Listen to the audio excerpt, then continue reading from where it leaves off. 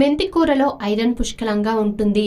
దీని ద్వారా శరీరంలోని రక్తహీనతను ఇది దూరం చేస్తుంది. ఇంకా శరీరంలోని వ్యాధి నిరోధకత శక్తిని పెంచుతుంది. మెంతి కూరను సన్నగా తరిగి 2 గ్లాసుల నీటిలో మరిగించాలి.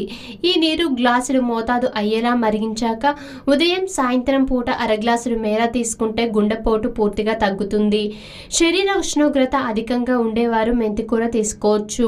మెంతికూరను తీసుకోవడం ద్వారా వేడిమి ద్వారా వచ్చే అలర్జీలు దూరమవుతాయి. శరీరానికి చలువనిస్తుంది. కఫం, పిత్త, వాత సంబంధిత రోగాలను దరిచేరనివ్వదు.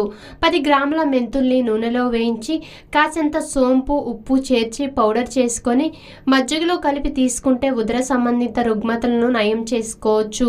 రోజువారీ ఆహారంలో మెంతికూరను చేర్చుకోవడం ద్వారా శరీరానికి ఫైబర్ అందుతుంది.